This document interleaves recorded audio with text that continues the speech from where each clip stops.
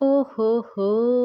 কি বলবো বন্ধুরা, পিঠেগুলো শুধু একবার দেখো। আমি নিজেই বিশ্বাস করতে পারছি না যে এগুলো আমি বানিয়েছি। Oh my god!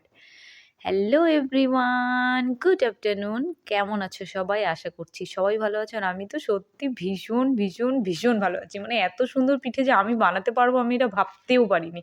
কারণ আমি পাটিসাপটা পিঠে এর আগে একবার বানিয়েছিলাম। তো তখনও ভালো হয়েছিল বাট সুন্দর হয়েছিল, খেতেও ভালো হয়েছিল। কিন্তু এতটা সুন্দর হয়নি। মানে সত্যি কি বলবো, এবারের পিঠেগুলো এত সুন্দর হয়েছে না, মানে পেহেলে কি বলে? পেহেলে দেখনদারি বাদ মে গুন বেচারি। মানে দেখতে এত সুন্দর হয়েছে না, কি বলবো গাইস! আর খেতে তো উফ, উফ, উফ দারুণ হয়েছিল একদম। আর ওই যে দেখলে ওটা হচ্ছে আমার ব্রাশ। কি করব বলো? এখন ওইটুকু পাটিসাপটা পিঠের জন্য কি আমি ব্রাশ কিনে নিয়ে আসবো? তাই বাড়িতে বানিয়ে নিলাম মায়ের মতো তেল ব্রাশ করার জন্য। বেগুনের পেছনের ডান্ডাটা কেটেই ব্রাশ বানিয়ে দিয়েছি। মানে এটা অবশ্য মা কাকিমারা আগে থেকেই করতো, সেটাকে কাজে লাগিয়ে দিয়েছি। আর এই যে দেখছো ক্ষীর, ভগবান এটার এইটুকু ক্ষীরের দাম নিয়েছে ৳৬০, জানো? আমি জানলে আগে আনতামই না। যাই হোক, সবসময় বাজার থেকে বড় জিনিস নিয়ে আসে তো এইজন্য দামটা কখনো গায়ে লাগে না। বাট নিজে নিয়ে আসলে এত গায়ে লাগে, ওরে বাবারে! মনে হচ্ছিল ৳৬০ দিয়ে ২ প্যাকেট দুধ নিয়ে আসতাম, আমার ক্ষীরটা আরো বেশি টেস্ট হতো। তো যাই হোক, ক্ষীরটা সত্যি দারুণ হয়েছিল খেতে। খুবই, খুবই, খুবই, খুবই সুন্দর হয়েছিল। আমি নিজে বানিয়ে নিজেই মানে বলছি যে এত সুন্দর হয়েছিল পিঠেটা, কি বলব তোমাদের। আর এই যে দেখো, ১ম এ ২-১ টা একটু তো ১৯-২০ হবেই।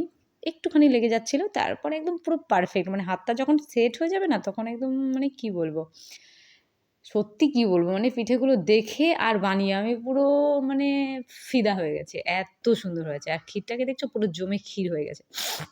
এবার শুধু দেখো, গোলাটাকে দেবো, একটু শুধু একটু নাড়িয়ে দেবো কড়াইটাকে, ব্যাস। তারপরে কয়েক সেকেন্ড, হ্যাঁ, মানে ৫-৭ সেকেন্ড বা যাই হোক, আমি অত জানি না। একটুখানি টাইম রেখেছি, রেখে তারপরে দিয়ে দিলাম সেই ক্ষীরটাকে। আর এবার দেখো খুন্তিটাকে যেন জাস্ট মনে হচ্ছে একটু মানে আলতো করে ছোঁয়া দিলেই যেন উল্টে যাচ্ছে। মানে একদম লাগছে না। এবার অনেকে বলতে পারে এটা ননস্টিক। তোমরা দেখতেই পাচ্ছ এটা ননস্টিকের অবস্থাটা কত রকমভাবে সুন্দর আছে। তারপরে সেটা বড় কথা না। অনেক সময় গোলাটা ভালো হলে না হলে না, ননস্টিক বলো যাই বলো, কোনোটাতেই উঠতে চায় না। এর আগেরবার বানাতে নিয়ে এই কড়াইয়েই তারপরেও আটকে যাচ্ছিল। মানে খুব কষ্ট হয়েছিল করতে, বাট পরে ঠিক হয়ে গেছিল। বাট আমার গোলাটা ১ম এই এত সুন্দরভাবে পারফেক্ট হয়েছে না, কি বলব তোমাদেরকে।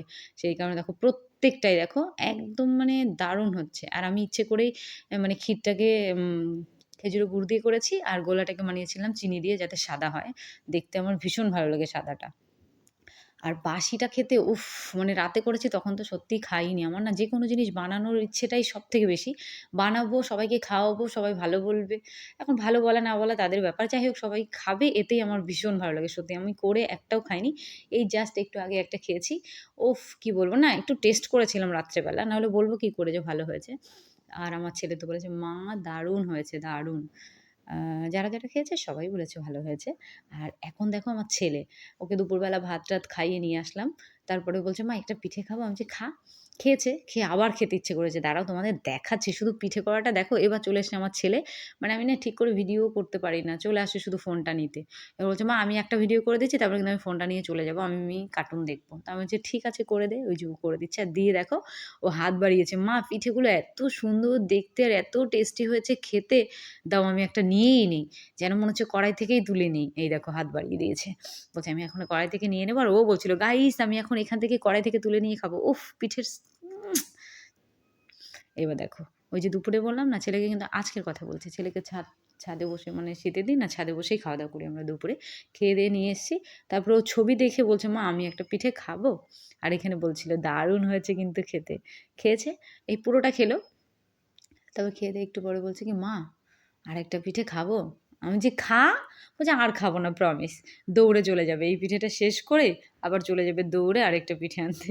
মানে সত্যি পিঠেটা খেতে এত ভালো হয়েছিল গাইস, মানে কি বলবো, নিজের প্রশংসা নিজেই করে যাচ্ছি। একটা পিঠে শেষ হয়েছে কিনা আবার চলে গেছে আরেকটা পিঠে আনতে। বলছে, "মা আমি একটা খাবো?" আর কিন্তু খাবো না। আমার খুব ভালো লেগেছে পিঠেটা।